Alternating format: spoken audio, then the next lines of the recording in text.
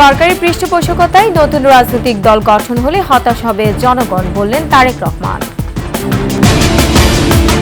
৫৪ বছরের সব খুনের বিচার চায় জামাত, আওয়ামী লীগকে নির্বাচন করতে দেয়া হবে না, বললেন মাহফুজ। ট্রাম্প প্রশাসনের সঙ্গে বাংলাদেশের সবচেয়ে বড় চুক্তি সই, বছরে আসবে ৫০ লাখ টন এলএনজি। ব্রহ্মপুত্রের উজানে চীনের জলবিদ্যুৎ কেন্দ্র নির্মাণ নিয়ে ভারতের অমূলক প্রচারণা ফাঁদে পা না দেওয়ার পরামর্শ। এবং শয়তানের নিঃশ্বাস ভয়ঙ্কর মাদক স্কোপোলামিন, সম্মোহনী শক্তিতে স্বেচ্ছায় মূল্যবান সম্পদ হারাচ্ছে মানুষ।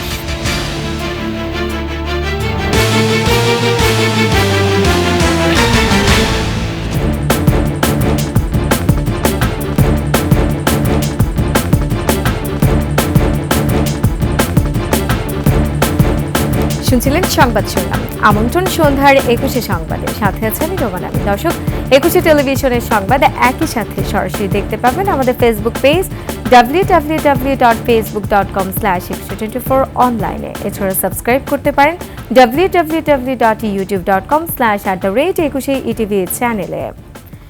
সরকারি পৃষ্ঠপোষকতায় নতুন রাজনৈতিক দল গঠন হলে হতাশ হবে দেশের জনগণ, এমন মন্তব্য করেছেন বিএনপির ভারপ্রাপ্ত চেয়ারম্যান তারেক রহমান। শিক্ষক কর্মচারী ঐক্য জোটের প্রীতি সমাবেশে ভার্চুয়ালি যোগ দিয়ে তারেক রহমান আরও বলেন, বিএনপি সংস্কার এবং নির্বাচন দুটোই চায়। রাজনৈতিক দল গঠন করতে গিয়ে কেউ যদি রাষ্ট্রীয় কিংবা প্রশাসনিক সহায়তা নেন, সেটি জনগণকে হতাশ করবে, কিংবা অন্য রাজনৈতিক দলের প্রতি তাদের আচরণ কিংবা বক্তব্য মন্তব্য যদি ঝগড়া সুলভ অথবা প্রতিহিংসামূলক হয়, সেটিও জনগণের কাছে হবে অনাকাঙ্ক্ষিত। বিএনপি সংস্কার এবং নির্বাচন দুটোরই পক্ষে। দেশের কোটি কোটি পরিবারের কাছে এই মুহূর্তে নির্বাচন এবং সংস্কারের চেয়েও গুরুত্বপূর্ণ হচ্ছে সংসার পরিচালনা করা। খুনের বিচার না হলে খুনের সংস্কৃতি বন্ধ হবে না, তাই দেশের ইতিহাসে সব খুনের বিচার হতে হবে বলে মন্তব্য করেছেন জামায়াতে ইসলামীর আমির ডক্টর শফিকুর রহমান। আর আগে ফ্যাসিস্টদের বিচার, তারপর সংস্কার ও নির্বাচন করতে হবে বলে মন্তব্য করেছেন জামায়াতে ইসলামীর সেক্রেটারি জেনারেল অধ্যাপক মিয়া গোলাম পরওয়ার। কতটুকু সময় দিতে জামায়াত ইসলামী রাজি আছে, কি বলেন, ঠিক কিনা? এই সংস্কার এবং নির্বাচন দ্রুত সম্পন্ন করুন, যৌক্তিক সময় যেটুকু লাগবে জামায়াত ইসলামী সে সময় দেবে। গত ৫৪ বছরে বাংলাদেশে বিভিন্ন ধর্মের মানুষ যাদের হাতে নির্যাতিত হয়েছে, যাদের উপর জুলুম করা হয়েছে, সেটা খুন, দর্শন, লুট, দখল যাই হোক, চাঁদাবাজি হোক, এদের নামের কালো তালিকা প্রকাশ করে দেয়। তা আলহামদুলিল্লাহ, আমরা প্রতিশোধের রাজনীতিতে বিশ্বাস করি না। নাইলে আমাদের উপর যে পরিমাণ জুলুম করা হয়েছে, যদি আমাদের কর্মীরা ধৈর্য না ধরত, তাহলে এই দেশে অনেক প্রতিশোধ নেওয়া হয়ে যেত। আমরা বলেছি, হ্যাঁ, যতটা খুন হয়েছে সবগুলা খুনের বিচার হতে হবে। খুনের বিচার যদি না হয়, তাইলে খুনের সংস্কৃতি বন্ধ হবে না। লুটপাটের বিচার যদি না হয়, লুটপাটের সংস্কৃতি বন্ধ হবে না। চাঁদাবাজদের বিচার যদি না হয়, চাঁদাবাজি বন্ধ হবে না। ঘুষখোরের বিচার যদি না হয়, ঘুষখোরি বন্ধ হবে না। সুতরাং সকল অন্যায়ের বিচার হতে হবে।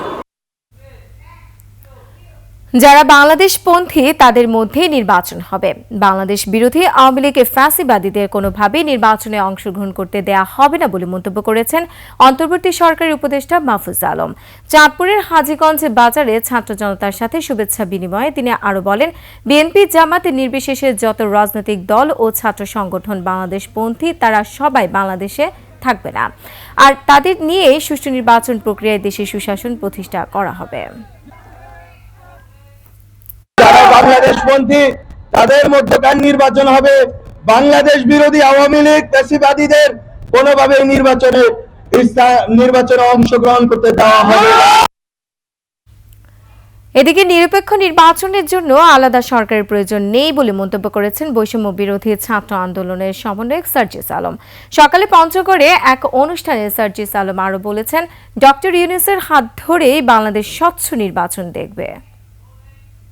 যেখানে ডক্টর মোহাম্মদ ইউনূস ওই প্রধান দায়িত্বের জায়গাটিতে রয়েছেন এবং আমরা মনে করি তার হাত ধরেই বাংলাদেশে নতুন করে গণতন্ত্রের যে দ্বার উন্মোচন হওয়া প্রয়োজন, যেটি উন্মোচিত হতে পারে একটি স্বচ্ছ নির্বাচনের ভিত্তিতে, সেই স্বচ্ছ নির্বাচন আমরা তার হাত ধরে এই বাংলাদেশে দেখতে পাবো। 17 দিন যুক্তরাজ্যের দ্য লন্ডন ক্লিনিকে চিকিৎসা শেষে ছেলে তারেক রহমানের বাসায় ফিরেছেন বিএনপি চেয়ারপারসন বেগম খালেদা জিয়া। উন্নত চিকিৎসায় তার স্বাস্থ্যের যথেষ্ট উন্নতি হয়। ডাক্তাররা আপাতত তাকে বাসায় থেকে চিকিৎসা নেওয়ার পরামর্শ দিয়েছেন।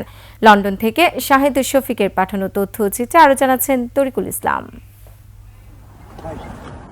যুক্তরাজ্যের স্থানীয় সময় শুক্রবার রাত 9:30টায় লন্ডন ক্লিনিক থেকে বেগম খালেদা জিয়াকে তার বড় ছেলের তারেক রহমানের বাসায় নিয়ে যান।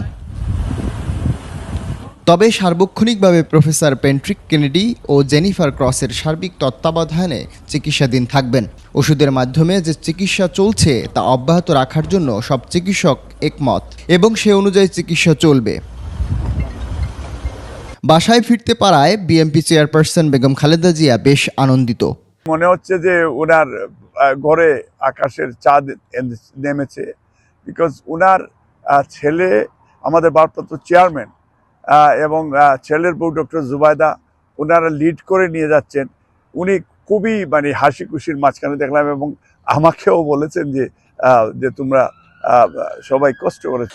গত 7 জানুয়ারি উন্নত চিকিৎসার জন্য বেগম খালেদা জিয়া কাতারের আমিরের পাঠানো এয়ার অ্যাম্বুলেন্সে লন্ডনের উদ্দেশ্যে রওনা হন।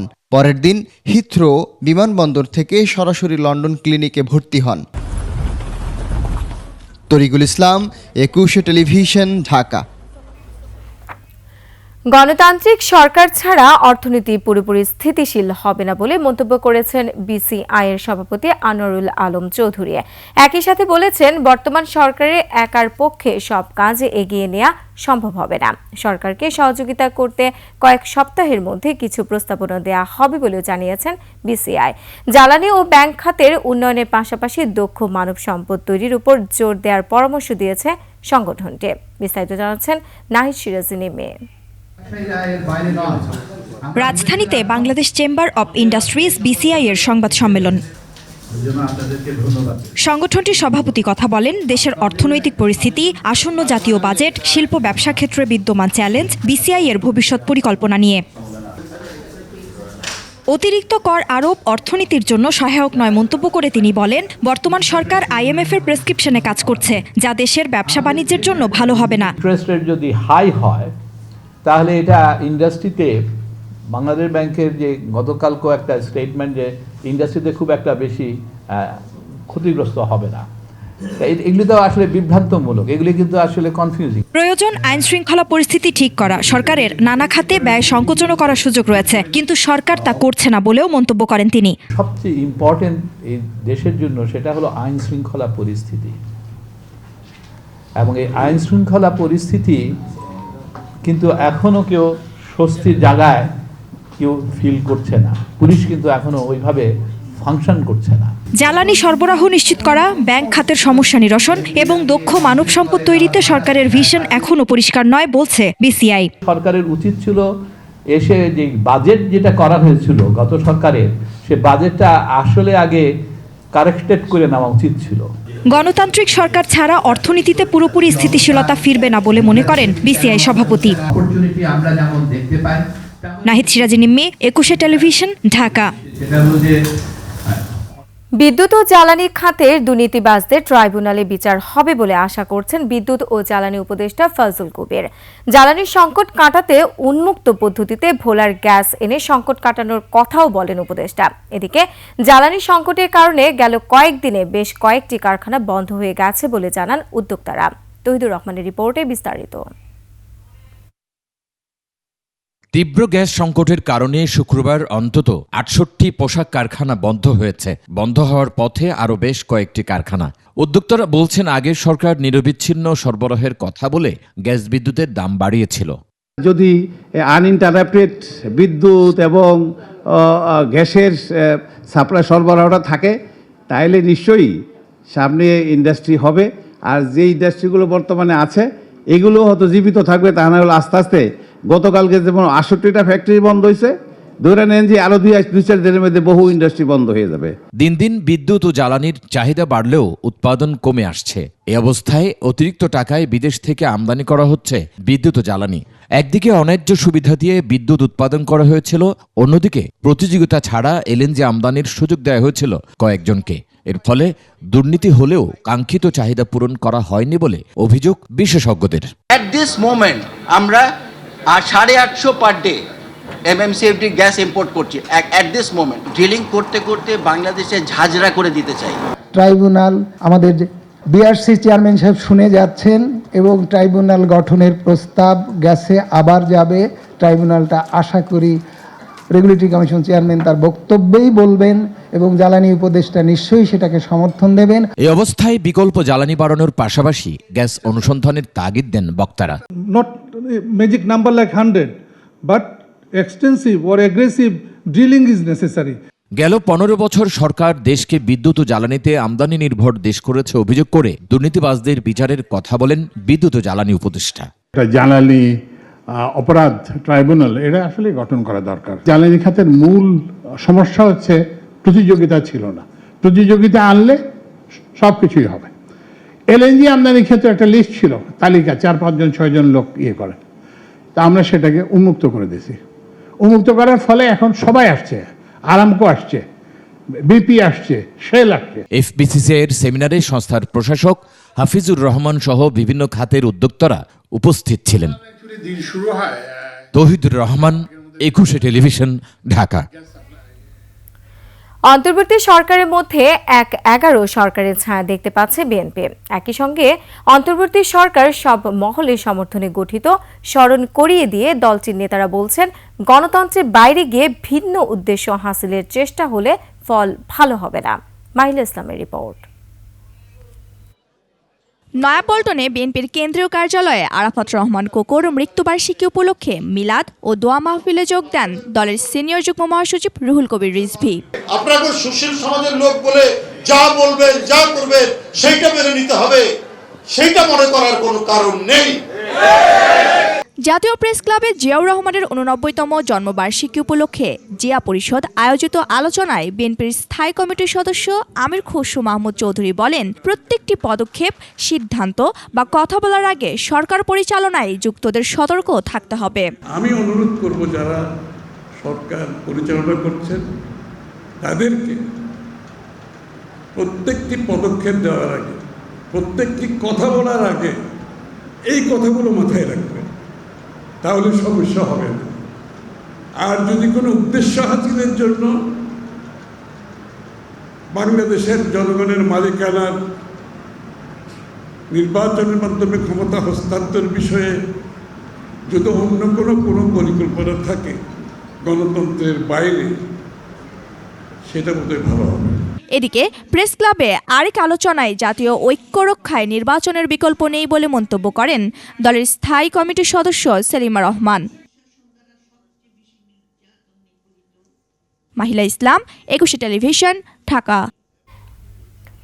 ক্ষমতা গ্রহণের পর ট্রাম্প প্রশাসনের সঙ্গে সবচেয়ে বড় চুক্তি হলো বাংলাদেশের। চুক্তি হয়েছে তরল প্রাকৃতিক গ্যাস এলএনজি আমদানি নিয়ে। এর আওতায় বাংলাদেশ যুক্তরাষ্ট্র থেকে প্রতি বছর 5 মিলিয়ন বা 50 লাখ মেট্রিক টন তরলি এলএনজি আমদানি করবে। এই চুক্তি বাংলাদেশের জ্বালানির চাহিদা পূরণে গুরুত্বপূর্ণ ভূমিকা পালন করবে বলে মনে করা হচ্ছে। আফসানা নীলার ডেস্ক রিপোর্ট। যুক্তরাষ্ট্রের তরল প্রাকৃতিক গ্যাস সরবরাহকারী প্রতিষ্ঠান আর্জেন্ট এলএনজির সঙ্গে নন বাইন্ডিং চুক্তি করেছে বাংলাদেশ। দ্বিতীয় মেয়াদে ডোনাল্ড ট্রাম্প মার্কিন প্রেসিডেন্ট হিসেবে ক্ষমতায় বসার পর বাংলাদেশের সঙ্গে সই হল বড় এই চুক্তি। লুইজিয়ানা ভিত্তিক মার্কিন প্রতিষ্ঠানটি প্রতি বছর 25 মিলিয়ন মেট্রিক টন এলএনজি উৎপাদনের একটি প্রকল্প পরিচালনা করছে। চুক্তির আওতায় বাংলাদেশ যুক্তরাষ্ট্র থেকে প্রতি বছর 5 মিলিয়ন বা 50 লাখ মেট্রিক টন তরল প্রাকৃতিক গ্যাস এলএনজি আমদানি করবে। প্রতিষ্ঠানটির বরাত দিয়ে এমনি সব তথ্য প্রকাশ করেছে বার্তা সংস্থা রয়টার্স। ট্রাম্প প্রশাসন ক্ষমতায় আসার পর থেকে যুক্তরাষ্ট্রের জ্বালানি বিভাগের পক্ষ থেকে যেসব দেশে মুক্ত বাণিজ্য চুক্তি নেই সেসব দেশে এলএনজি রপ্তানির লাইসেন্স স্থগিতাদেশ তুলে দেওয়া হয়। এরই আওতায় এই চুক্তি, যা জ্বালানি শিল্প সহায়ক নীতির প্রতি আস্থার বহিঃপ্রকাশ। লুইজিয়ানার পোর্ট ফোরসনে আর্জেন্ট এলএনজি প্রকল্পটি ঠিকঠাকভাবে সম্পন্ন হলে বাংলাদেশের রাষ্ট্রায়ত্ত প্রতিষ্ঠান পেট্রোবাংলা এলএনজির আমদানি করবে। বাংলাদেশ বিনিয়োগ উন্নয়ন কর্তৃপক্ষের চেয়ারম্যান আশিক চৌধুরী রয়টার্সকে বলেছেন, এই চুক্তি শুধুমাত্র শিল্পে গ্যাসের সরবরাহ নিশ্চিত করবে না, সঙ্গে যুক্তরাষ্ট্রের সঙ্গে কৌশলগত সম্পর্ক শক্তিশালী করবে। বাংলাদেশ বর্তমানে তার দীর্ঘমেয়াদী জ্বালানি চাহিদা মেটানোর চেষ্টা করছে এবং এলএনজির ব্যবহার বাড়ানোর উদ্যোগ নিয়েছে। এর আগে বাজার মূল্য সংবেদনশীলতার কারণে 2022 সালে ইউক্রেন রাশিয়া যুদ্ধ শুরুর সময় এলএনজির দাম বেড়ে গেলে বাংলাদেশ সস্তা কয়লার দিকে ঝুঁকেছিল। এবার নতুন এই চুক্তি ভবিষ্যতে বাংলাদেশের জ্বালানি চাহিদা পূরণে গুরুত্বপূর্ণ ভূমিকা রাখবে বলে মনে করা হচ্ছে। আফসানা নীলা, ডেস্ক রিপোর্ট, 21 টেলিভিশন। ব্রহ্মপুত্রের উজানে বাঁধ দিয়ে বিশ্বের সবচেয়ে বড় জলবিদ্যুৎ কেন্দ্র নির্মাণ করছে চীন। তিব্বতে $137 বিলিয়ন ব্যয়ে এই মেগা প্রকল্প বাস্তবায়নের উদ্যোগ নিয়েছে বেইজিং প্রশাসন। তবে বিশাল এই প্রকল্পটি বাস্তবায়ন হলে ব্যাপক প্রভাব পড়বে ভাটির দেশে ভারতের এমন প্রচারণা ও চীন বিরোধী ফাঁদে পা না দেওয়ার পরামর্শ বিশ্লেষকদের। তারা বলছেন, বাঁধ মানেই বেঁধে দেয়া নয়। আকবর হোসেন সুমনের রিপোর্টে বিস্তারিত। তিব্বতীয় মালভূমিতে বিশ্বের বৃহত্তম জলবিদ্যুৎ বাঁধ নির্মাণের ঘোষণা দিয়েছে চীন। ওই অঞ্চলের সর্বোচ্চ ও চীনের পঞ্চম বৃহত্তম ইয়ারলুং জাংপো নদের ভাটিতে নির্মাণ হবে জলবিদ্যুৎ কেন্দ্র। বিশ্বের সবচেয়ে বড় 3 গর্জেস জলবিদ্যুৎ কেন্দ্রের চেয়েও 3 গুণ বেশি উৎপাদন সম্ভব হবে চীনের নতুন এই প্রকল্প থেকে। বছরে বিদ্যুৎ উৎপাদন হবে প্রায় 30,000 কোটি কিলোওয়াট প্রতি ঘন্টায়। আপত্তি উপেক্ষা করে বাঁধ নির্মাণে চীনের চূড়ান্ত অনুমোদনে ক্ষয়ক্ষতির আওয়াজ দিচ্ছে ভারত সরকার। বিশেষ করে যে অংশটি ব্রহ্মপুত্র নামে ভারতের অরুণাচল প্রদেশ ও আসাম হয়ে বাংলাদেশে প্রবেশ করে, সেখানে বাস্তুচ্যুত হতে পারে বহু মানুষ, বিঘ্ন ঘটতে পারে পানি সরবরাহ। এমন আশঙ্কা এক কথায় উড়িয়ে দিলেন প্রকৌশলী ইনামুল হক। পানি প্রবাহের গতি পরিবর্তন না করেই নির্মাণ হবে জলবিদ্যুৎ কেন্দ্র। পানি তো নিয়ে যাচ্ছে না, ঘাড়ে করে নিয়ে যাচ্ছে না। যেমন ভারতের চিন্তা ছিল যে একটা ইন্টারলিঙ্ক প্রজেক্ট করবে, ব্রহ্মপুত্রের পানি নিয়ে যাবে দক্ষিণে। এরকম তো প্রকল্প না রে ভাই, এটা তো ইন্টারলিঙ্ক না যে এখান থেকে পানিটা তারা সাংহাই নিয়ে যাবে বা অমুক জায়গায় নিয়ে যাবে, এরকম প্রকল্প না। নামচে বড়ুয়া পর্বত থেকে নিম্নমুখে প্রবাহিত হয় ইয়ারলুং জাংপো নদ। ব্রহ্মপুত্রের ভাটিতে তাই প্রাকৃতিকভাবেই ঠিক থাকবে জীববৈচিত্র্য। নদীর প্রবাহ তো কোনো পরিবর্তন হবে না। নদী জায়গা ডাইভার্ট করছে, যেমন গজলডোবা ব্যারেজ থেকে নদীর প্রবাহটাকে ডাইভার্ট করছে, ফারাক্কা থেকে ডাইভার্ট করছে। এখানে কোনো ডাইভার্টের কোনো সুযোগ নাই। সেই নদীর পানি নদীতেই থাকবে, তাহলে সেখানে ভাটিতে কারোর কোনো তেমন ক্ষতি হওয়ার কথা না। চীনের এই প্রকল্পে ভারতের বিরোধিতা ভূ রাজনৈতিক সংঘাত কিনা তা খতিয়ে দেখার পরামর্শ এই বিশ্লেষকের। বোঝানোর চেষ্টা করা হচ্ছে যে ভারতের ক্ষতি হবে এবং বাংলাদেশেরও ক্ষতি হবে, যাতে তারা বাংলাদেশকে তাদের দলে নিতে পারে এই বিষয়ে চীনের বিরোধিতা করার জন্য। এটা তাদের উদ্দেশ্য। আমি মনে করি যে ওই ফাঁদে পা দেওয়ার আমাদের কোনো দরকার নেই এবং সত্যিকার অর্থে ভারতেরও এই ব্যাপারে খুব চিন্তিত হওয়ার কিছু কারণ নাই। তবে দুই পক্ষকেই চীনের সাথে যোগাযোগ রক্ষা করতে হবে, বুঝতে হবে যে অ্যাকচুয়ালি কি হচ্ছে। জলবিদ্যুৎ কেন্দ্র নির্মাণে বিরত থাকবে না চীন, তাই আগাম অভিঘাত নিয়ে সতর্ক হওয়ার তাগিদ বিশেষজ্ঞদের। আকবর হোসেন সুমন, 21 টেলিভিশন, ঢাকা। ভয়ঙ্কর মাদক স্কোপোলামিন অপরাধ জগতে পরিচিত ডেভিলস ব্রেথ বা শয়তানের নিঃশ্বাস নামে মুহূর্তের মধ্যে সম্মোহন করতে পারে এই মাদক। বিশেষ এই ড্রাগ এখন ছড়িয়ে পড়েছে সংঘবদ্ধ অপরাধী চক্রের হাতে। এর প্রভাবে কয়েক মিনিটে স্বেচ্ছায় নিজেদের মূল্যবান সম্পদ হারাতে হচ্ছে সাধারণ মানুষকে। মাহতাব মিনহাজ জানাচ্ছেন বিস্তারিত। সড়কের পাশে দাঁড়িয়ে মাস্ক পরা লোকটি এদিক সেদিক কাউকে খুঁজছেন। এর মধ্যে দেখা যায় একজন এগিয়ে আসছেন তার দিকে। কাছে আসতেই একটি কাগজে তাকে কিছু একটা দেখতে দেয়। মুখের সামনে নিতেই কাগজে টোকা দেয় মাস্ক পরা লোকটি। সঙ্গে সঙ্গে ওই ব্যক্তি চলে যায় তার নিয়ন্ত্রণে, দিয়ে দেয় সঙ্গে থাকা সবকিছু।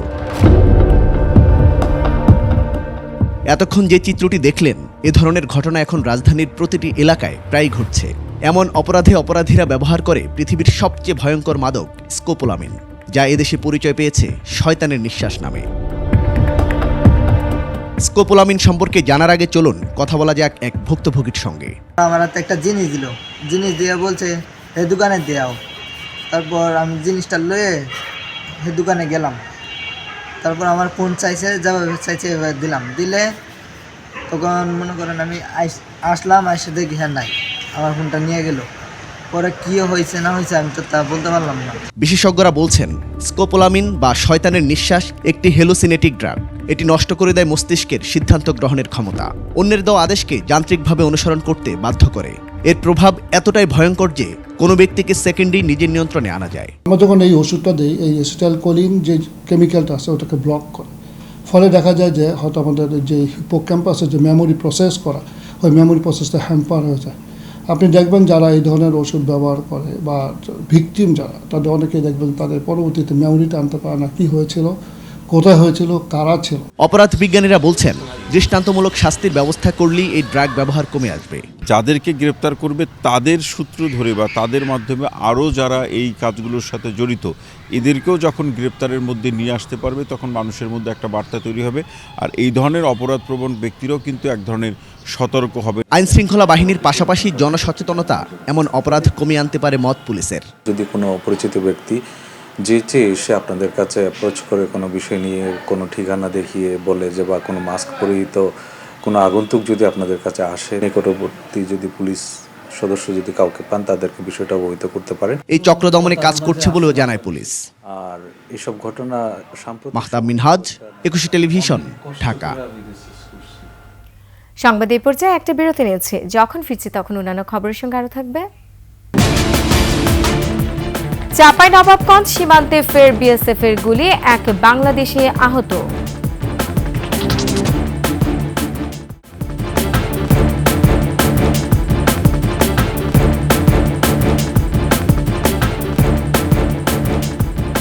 বিরতির পর আবার আমন্ত্রণ সন্ধ্যার 21 সংবাদে। 4 দিনের সুইজারল্যান্ড সফর শেষে দেশে ফিরেছেন প্রধান উপদেষ্টা ডক্টর মোহাম্মদ ইউনূস। সফরে বিশ্ব অর্থনৈতিক ফোরামের বার্ষিক সভা এবং সাইড লাইনে 47টি অনুষ্ঠানে যোগ দেন প্রধান উপদেষ্টা। বৈঠক করেন কয়েকজন সরকার ও রাষ্ট্রপ্রধান এবং বিশিষ্ট ব্যক্তির সঙ্গেও। আরও জানাচ্ছেন প্রণব চক্রবর্তী। সুইজারল্যান্ডের দাভোসে বিশ্ব অর্থনৈতিক ফোরামের বার্ষিক সভায় যোগ দিয়ে গত 4 দিন ব্যস্ত সময় কাটিয়েছেন প্রধান উপদেষ্টা ডক্টর মোহাম্মদ ইউনূস। সফর শেষে বিকেলে দেশে ফিরেছেন তিনি। সুইজারল্যান্ডে ওয়ার্ল্ড ইকোনমিক ফোরামের সভা এবং অন্যান্য উচ্চ পর্যায়ের বৈঠক সহ কমপক্ষে 47টি অনুষ্ঠানে অংশ নেন প্রধান উপদেষ্টা। এর মধ্যে 4 জন সরকার প্রধান বা রাষ্ট্রপ্রধান, 4 জন মন্ত্রী পর্যায়ের বিশিষ্ট ব্যক্তি, জাতিসংঘ বা সদৃশ সংস্থার প্রতিনিধির সাথে বৈঠক করেন ডক্টর ইউনূস। সুইজারল্যান্ড সফরে 10 জন প্রধান বা শীর্ষ নির্বাহী, 10 জন সিইও বা উচ্চ পর্যায়ের ব্যবসায়ী ব্যক্তিত্ব ও 8টি মিডিয়ার সাথেও কথা বলেছেন তিনি। 23 জানুয়ারি বৃহস্পতিবার একদিনেই 13টির বেশি বৈঠক করেছেন প্রধান উপদেষ্টা। শুক্রবার শেষ দিনে যোগ দিয়েছেন 7টিরও বেশি অনুষ্ঠানে। এর আগে 4 দিনের সফরে 20 জানুয়ারি সুইজারল্যান্ড যান প্রধান উপদেষ্টা ডক্টর মোহাম্মদ ইউনূস। প্রণব চক্রবর্তী, একুশে টেলিভিশন, ঢাকা। খুলনায় বেপরোয়া হয়ে উঠেছে সন্ত্রাসীরা। প্রায় প্রতি রাতে কোথাও না কোথাও চলছে সন্ত্রাসীদের সংঘাত, হচ্ছে সংঘর্ষ, প্রাণ হারাচ্ছে মানুষ। শুক্রবার রাতে দুর্বৃত্তদের গুলিতে অর্ণব কুমার সরকার নামে খুলনা বিশ্ববিদ্যালয়ের শিক্ষার্থী নিহত হয়।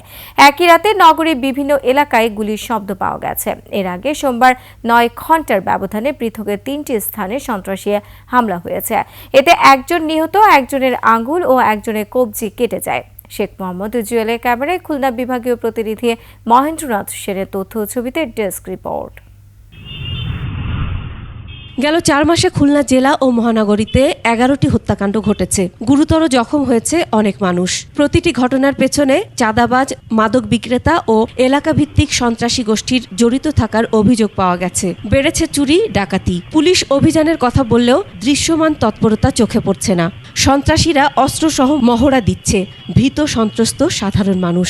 আমরা আতঙ্কে থাকি, তাহলে সেক্ষেত্রে আমাদের জীবনযাত্রা অনেক ব্যাহত হয়। আইন শৃঙ্খলা বাহিনী আর একটু তৎপর হলে আমার মনে হয় এসব দুর্ঘটনা থেকে আমরা মুক্তি পাবো। গেল শুক্রবার রাতে দুর্বৃত্তদের গুলিতে নিহত অর্ণব কুমার সরকারের মরদেহ খুলনা মেডিকেল কলেজ হাসপাতালে ময়না তদন্ত শেষে পরিবারের কাছে হস্তান্তর করা হয়। মরদেহ বাড়িতে নেয়ার পর কান্নায় ভেঙে পড়েন স্বজনরা। এ ঘটনায় জিজ্ঞাসাবাদের জন্য 3 জনকে আটক করা হয়েছে। কেন এই হত্যাকাণ্ড তা নিশ্চিত করে বলতে পারছে না কেউ। খুনিদের বিচার চান পরিবারের সদস্য ও সাধারণ মানুষ। পড়াশোনা শেষ করে তারপরে ওর বাবার সাথে সাইডে যাচ্ছিল, সংসারে হাল ধরে দিচ্ছে কেবল, ওর সত্য থাকতেই পারে না। এদিকে অর্ণবের সুরতহালের সময় দায়িত্বে থাকা পুলিশ সদস্য জানান তার শরীরে গুলির 3-4টি ক্ষত আছে, তবে তার নাম দিতে নিষেধ করেছে সে। পিঠের উপরি অংশে এবং নিচে অংশে এই আর মানে হাতে আছে, আর পায়ে, ডান পায়ের হাঁটুতে আছে গোলাকার ক্ষত আছে এবং কাটা জখমও আছে। প্রশাসন বলছে সকল ঘটনা যাচাই বাছাই চলছে। এগুলো প্রত্যেকটাই আমাদের কাছে অনেক গুরুত্বপূর্ণ। আশা করছি এর সকল তথ্যই বিশ্লেষণপূর্বক আমরা একটা স্থির লক্ষ্যে পৌঁছাতে সক্ষম হব। পুলিশ বলছে 12 সন্ত্রাসীর তালিকা তৈরি করে গ্রেফতারের জন্য পুরস্কার ঘোষণা করা হয়েছে। ইতিমধ্যে 4 জনকে গ্রেফতার করতে সক্ষম হয়েছেন তারা। Masum আলিসা, desk report, 21 television. চট্টগ্রামে খুলশীতে গোয়েন্দা সংস্থার সদস্য পরিচয়ে বাসায় ঢুকে ডাকাতির চেষ্টার সময় 11 জনকে আটক করা হয়েছে। পুলিশে জানায় মাইক্রোবাস নিয়ে ডাকাত দল খুলশী 3 নম্বর সড়কে সানমার রয়্যাল রিচ ভবনের নিরাপত্তা রক্ষীদের কাছে নিজেদের ডিজিএফআই সদস্য হিসেবে পরিচয় দেয়।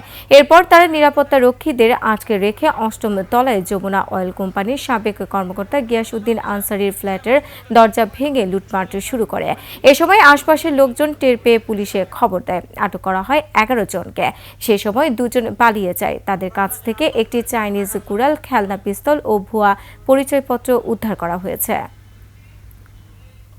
বিভিন্নভাবে তারা সংগঠিত হয়েছে। মূল সংগঠক হলেন এখানে ওয়াজেদ রাকিব, যার সাথে 4-5 জনের সম্পর্ক রয়েছে। তাদেরকে নিয়েই তিনি এটাকে অনুষ্ঠান করেছেন, এই ডাকাতি প্রক্রিয়াটা অনুষ্ঠানটা। সত্যি ভয়াবহ বিষয় যে একটা গোয়েন্দা সংস্থা বা যে কোনো আইন শৃঙ্খলা বাহিনীর পরিচয়ে যদি এই ধরনের অপরাধমূলক কার্যক্রম হয়, সেটাই আসলে অনাকাঙ্ক্ষিত। চাঁপাইনবাবগঞ্জের শিবগঞ্জের তেলকুচি সীমান্তে এক বাংলাদেশি কৃষককে গুলি করে ভারতীয় সীমান্তরক্ষী বাহিনী বিএসএফ। আহত হাবিল উদ্দিনকে রাজশাহী মেডিকেল কলেজ হাসপাতালে ভর্তি করা হয়েছে। আহত হাবিলের ভাই জামাল আলীর দাবি, ফজরের আজানের সময় তার ভাইসহ কয়েকজন গমের জমিতে পানি দিতে গেলে বিএসএফ গুলি করে। পরে হাবিলকে উদ্ধার করে জেলার সদর হাসপাতালে নিয়ে যাওয়া হয়। সেখানের চিকিৎসকরা জানান হাবিল বুকে গুলিবিদ্ধ হয়েছেন। প্রাথমিক চিকিৎসা দিয়ে তাকে রাজশাহী মেডিকেল কলেজ হাসপাতালে পাঠানো হয়েছে। গমে পানি দিতে যায়, মোটর আছে ওদের, বিএসএফ যা গুলি করতেছে। আমরা খবর পাইছেন যে গুলি করেছে, আমরা ওখান থেকে শুনতে এসে আপনার মেডিকেলে নিয়ে আসছি। তার অবস্থা ভালো না। রোগীটির বুকে ডান পাশে বুকের পিছনের দিকে অর্থাৎ কাঁধের দিকে একটি গুরুতর জখম রয়েছে। প্রাথমিকভাবে আমাদেরকে দেখে মনে হয়েছে একটি গান শট ইনজুরি। রোগীটির দেহের মধ্যে এখনো বুলেটটি রয়েছে। রোগীটির স্থিতিশীল, এই কথা এখনই বলা যাবে না। ভারতের বেঙ্গালুরুতে বাংলাদেশি নারী নাজমাকে ধর্ষণের পর হত্যার বিচারের দাবি জানিয়েছে বৈষম্য বিরোধী ছাত্র আন্দোলন। ঢাকা বিশ্ববিদ্যালয়ের রাজু ভাস্কর্যের সামনে প্রতিবাদ সমাবেশে বক্তারা প্রশ্ন তুলে বলেন, অন্তর্বর্তী সরকার এখনও কেন ভারতের কাছে জবাব চায়নি। এ সময় ফেলানি থেকে নাজমা হত্যা সব ঘটনার বিচার দাবি করেন তারা। শিগগিরই পররাষ্ট্র মন্ত্রণালয় এসব ঘটনায় ভারতের জবাব চাইবে বলে আশা করেন বৈষম্য বিরোধী ছাত্র আন্দোলনের নেতারা। নাজমাকে ধর্ষণের পর হত্যার দৃষ্টান্তমূলক শাস্তি না হওয়া পর্যন্ত ভারতের বিরুদ্ধে বিক্ষোভ চলবে বলেও জানানো হয় সমাবেশ থেকে। ভারতীয় আগ্রাসন কখনোই মেনে নিব না। আমরা এখন ভারতের বিপক্ষে কথা বলতে জানি, ভারতকে ছাড়া চলতে জানি, ভারতকে ছাড়া আমরা চলবো এবং ভারতের এই সব অপকর্মের বিরুদ্ধে সর্বদা সোচ্চার থাকবো। বাংলাদেশের পররাষ্ট্র মন্ত্রণালয় থেকে আমার বোন নাজমা হত্যাকাণ্ডের বিচার চেয়ে কোনো প্রকার বিবৃতি দেওয়া হয়নি। এবারে আভিভা ফিনান্স লিমিটেড বাণিজ্য সংবাদ।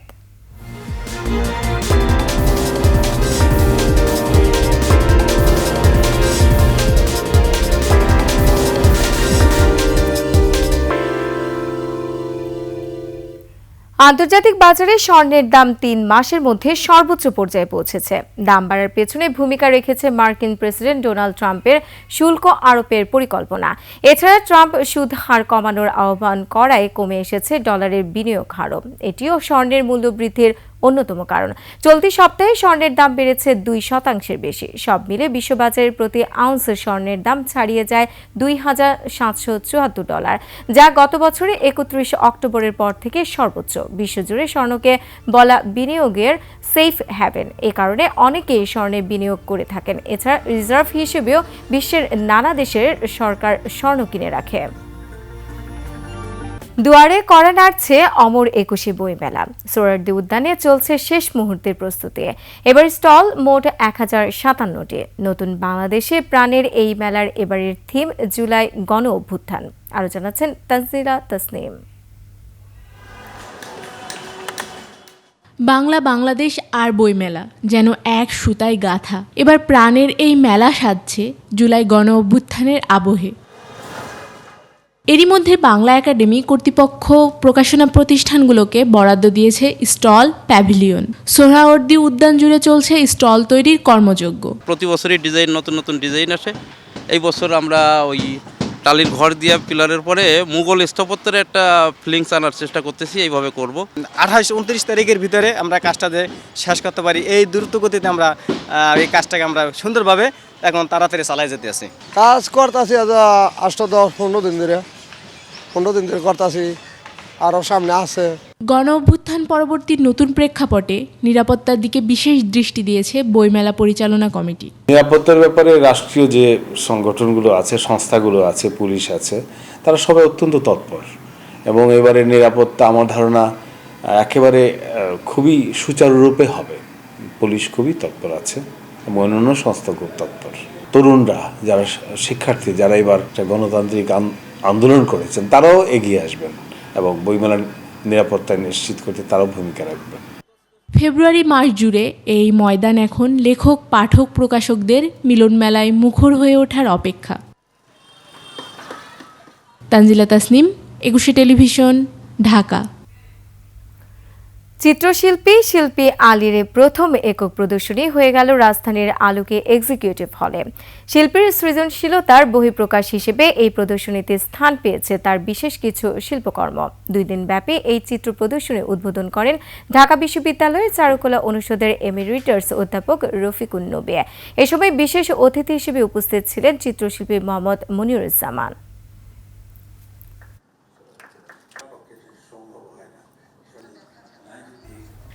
আর এরই সাথে শেষ করছি সন্ধ্যার 21 সংবাদ। যাবার আগে সংবাদ শিরোনামগুলো আরও একবার। সরকারি পৃষ্ঠপোষকতায় নতুন রাজনৈতিক দল গঠন হলে হতাশ হবে জনগণ, বললেন তারেক রহমান। 54 বছরের সব খুনের বিচার চায় জামাত, আওয়ামী লীগকে নির্বাচন করতে দেয়া হবে না, বললেন মাহফুজ। ট্রাম্প প্রশাসনের সঙ্গে বাংলাদেশের সবচেয়ে বড় চুক্তি সই, বছরে আসবে 50 লাখ টন এলএনজি। ব্রহ্মপুত্রের উজানে চীনের জলবিদ্যুৎ কেন্দ্র নির্মাণ নিয়ে ভারতের অমূলক প্রচারণা, ফাঁদে পা না দেওয়ার পরামর্শ। এবং শয়তানের নিঃশ্বাস, ভয়ঙ্কর মাদক স্কোপোলামিন, সম্মোহনী শক্তিতে স্বেচ্ছায় মূল্যবান সম্পদ হারাচ্ছে মানুষ।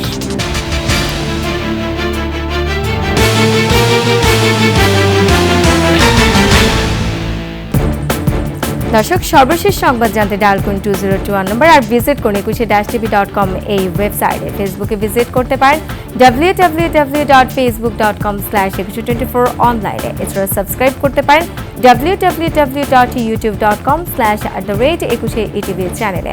এতক্ষণ সঙ্গে থাকার জন্য ধন্যবাদ। পরবর্তী সংবাদ রাত 9টায় দেখার আমন্ত্রণ রইল। 21-এর সাথেই থাকুন।